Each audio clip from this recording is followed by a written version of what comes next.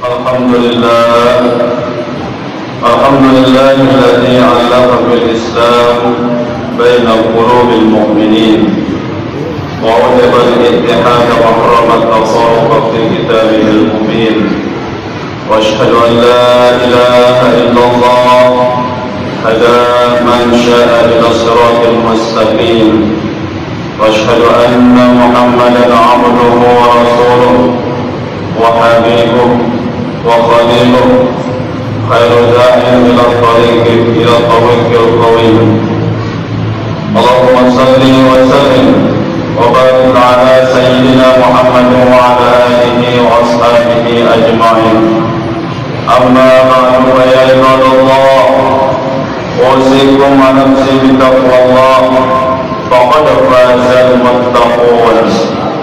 Allah Ta'ala ya ayyuhan nasu inna khalaqnakum min dzakarin wa untha wa ja'alnakum syu'uban wa qabaila lita'arafu inna akramakum indallahi atqakum innallaha alimun khabir. Ma'asyiral muslimin jamaah rahimakumullah, pada hari ini kita semua masih dalam suasana Idul Fitri, berada di bulan Syawal, minggu pertama. Untuk itu marilah kita senantiasa mempertahankan kesucian jiwa kita setelah mengerjakan puasa Ramadan sebulan penuh, dengan senantiasa meningkatkan rasa takwa kepada Allah Subhanahu wa Ta'ala dengan melaksanakan segala perintahnya dan menjauhi segala larangannya. Dalam suasana bulan Syawal saat ini, marilah kita saling memperkokoh persaudaraan sesama muslim dengan menjalin hubungan silaturahmi sesama saudara muslim, saling mengunjungi, bermaaf-maafan atas segala kesalahan yang pernah kita lakukan, baik secara sengaja maupun tidak, untuk meminta keridhaan dan kehalalannya, baik itu dengan sesama anggota keluarga, dengan tetangga, kerabat dekat, dan sesama teman dan handai tolan dimanapun berada. Pada hari ini marilah kita buka selebar-lebarnya dan seluas-luasnya untuk memberikan pintu maaf kepada siapapun juga, baik yang datang meminta maaf kepada kita maupun tidak.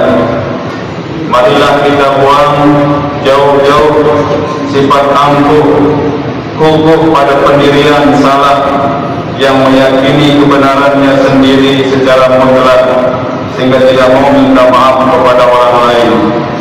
Lebih baik kita sendiri yang mendahului merasa bersalah, lalu meminta maaf terlebih dahulu daripada merasa benar tetapi pada hakikatnya bersalah dan tidak mau mengakui kesalahannya dan tidak mau meminta maaf.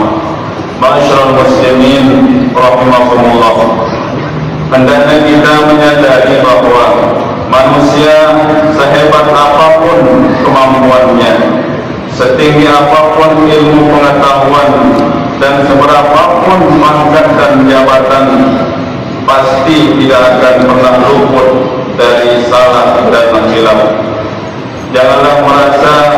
Janganlah mempunyai perasaan sok suci, tidak pernah merasa bersalah sehingga tidak mau memaafkan orang lain atau minta maaf kepada orang lain.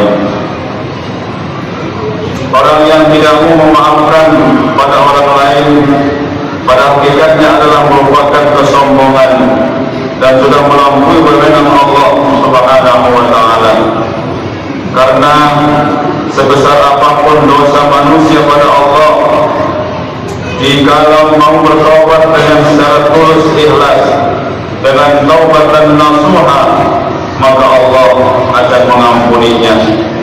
Namun kenapa kita sebagai hambanya yang hina-hina, hanya karena sakit hati sedikit saja, tidak mau memaafkan kesalahan saudaranya, tidak mau memaafkan orang lain, Sikap angkuh dan kukuh secara demikian ini sungguh sangat tidak dibenarkan dalam ajaran agama, bahkan sangat bertentangan dengan ajaran agama kita. Karena agama Islam sangat menganjurkan kepada umatnya agar senantiasa bersikap rendah hati dan mengalah dengan jalan mengakui bersalah dan meminta maaf terlebih dahulu, menyambung silaturahmi terlebih dahulu ketimbang orang lain yang sengaja memutuskan silaturahmi dengannya. Bahkan orang yang demikian ini digolongkan oleh Rasulullah SAW sebagai orang yang paling tinggi akhlaknya di antara penduduk dunia dan akhirat. Sebagaimana sabda Rasulullah SAW, "Ya Uqbah, ada ukhbiruka bi afdali akhlaqi ahli dunya wal akhirah, tasilu man qata'aka wa tu'ti man haramaka wa ta'fu amman zalamaka." Wahai Uqbah, kata Nabi, maukah kamu memberitahukan tentang akhlak penghuni dunia dan akhirat yang paling utama, yaitu menghubungi orang yang memutuskan hubungan denganmu, memberi orang yang menahan pemberiannya kepadamu atau kikir, dan memaafkan orang yang pernah menganiaya dirimu. Ma'asyiral muslimin rahimakumullah, demikianlah nilai orang yang bersedia menyambung silaturahmi dengan orang yang sengaja memutuskan silaturahmi, sampai dikatakan sebagai akhlak utama penghuni dunia dan akhirat. Berpijak pada sabda Rasulullah SAW tersebut, maka hendaknya kita dengan secara tulus ikhlas bersedia melakukan hubungan silaturahmi dengan saudara kita, karena melihat kenyataan akhir-akhir ini tidak sedikit terjadi adanya silaturahmi secara semu. Suatu bukti dapat kita lihat bahwa saat sekarang ini kadang orang melakukan hubungan silaturahmi bukan murni lagi sebagai ungkapan rasa solidaritas atau ikatan ukhuwah Islamiyah, namun kebanyakan didasarkan pada kepentingan pribadi, kepentingan tertentu. Banyak sekali orang rela menempuh perjalanan berkilo-kilometer jaraknya bila ada hubungan kepentingan. Namun walaupun tetangga samping rumah tidak pernah sama sekali berhubungan, bahkan ketemu saja jarang, dikarenakan tidak adanya kepentingan bersama. Dengan tokoh-tokoh masyarakat atau tokoh-tokoh agama, sampai sejauh mana jaraknya diupayakan didatangi setiap tahun saat hari Idul Fitri, namun sementara saudara dan kerabatnya sendiri dilupakan sama sekali, meskipun kegiatan semacam ini hanya sekali dilakukan saat Idul Fitri. Ma'asyiral muslimin rahimakumullah, oleh karena itu marilah dengan telah datangnya hari yang berbahagia bagi kita perkokoh kembali bangunan silaturahmi sesama saudara muslim dengan hati yang tulus ikhlas, karena mengharap ridha Allah Subhanahu wa taala semata, bukan berdasarkan adanya kepentingan tertentu yang terkadang menyimpang dari hakikat silaturahmi itu sendiri. Lebih-lebih setelah kita sebulan penuh menjalankan ibadah puasa yang diantara tujuannya adalah mensucikan diri dan ruh dari segala macam sifat-sifat tercela, sifat-sifat mazmumah. Hendaknya kita berusaha membiasakan diri dengan akhlak yang paling utama, sebagaimana yang disebutkan dalam sabda Rasulullah SAW tadi. Maka dari hasil ibadah puasa Ramadan yang sudah kita lakukan, diharapkan memiliki pribadi utama dengan sifat penuh cinta kasih sesama, menjunjung tinggi silaturahmi dengan sesama saudara muslim, dan memiliki jiwa dan semangat persatuan atau ukhuwah Islamiyah. Sungguh sangat agung nilainya dalam pandangan Allah. Bahkan Allah Subhanahu wa ta'ala menjanjikan balasan yang amat mulia, yaitu ringankan hisabnya besok pada hari perhitungan, sebagaimana diterangkan dalam sabda Rasulullah sallallahu alaihi wasallam, "Salasun man kunna fihi hasabahu Allah ta'ala hisaban yasira wa laqad jannata bi rahmatihi tu'ti man haramaka wa ta'fu amman zalamaka wa tasila man qata'aka." Artinya, tiga hal barang siapa ketiganya ada padanya, maka Allah pasti akan menghisapnya kelak dengan hisap yang mudah, yang ringan, dan memasukkannya ke dalam surganya dengan rahmatnya. Satu, memberi orang yang tidak mau memberimu alias kikir. Dua, engkau mengampuni orang yang menganiaya dirimu. Tiga, engkau menghubungi orang yang memutuskan hubungan silaturahmi denganmu. Bahkan dengan silaturahmi ini yang akan dapat mengantarkan manusia dengan mudah menuju kepada surga, sebagaimana disebutkan dalam satu riwayat di mana ada seorang busur menghentikan perjalanan baginda Nabi sallallahu alaihi wasallam dan bertanya kepada beliau, "Ya Rasul, terangkan kepada saya pekerjaan apa yang dapat mengantarkan saya ke surga dan yang dapat menyelamatkan saya dari siksa neraka?" Maka Rasul menjawab, "An ta'budallah wa la tusyrika bihi syai'an wa tuqimas shalah wa tu'tiyaz zakat wa tasilur rahim." Ada 4 perkara yang bisa menyelamatkanmu dari neraka dan memasukkanmu ke dalam surga. 1. Kamu menyembah Allah dan tidak menyekutukannya. 2. Mendirikan salat 5 waktu sehari semalam. 3. Mengeluarkan zakat, baik zakat fitrah ataupun zakat mal. 4. Silaturahim. Maka semakin jelaslah bahwa Islam sangat menganjurkan silaturahmi, karena dengan memperkuat silaturahmi sesama muslim akan terciptalah kekuatan Islam yang dahsyat, sehingga umat Islam menjadi disegani di antara pemeluk agama lainnya serta ditakuti oleh musuh-musuh Islam. Wa inna ahsanal kalami kalamullah. A'udzu billahi minasy syaithanir rajim. Wasari'u ila maghfiratin min rabbikum wa jannatin 'arduha as-samawati wal ardh وعدت للمتقين الذين ينفقون في السراء والضراء والكاظمين الغيظ والعافين عن الناس والله يحب المحسنين.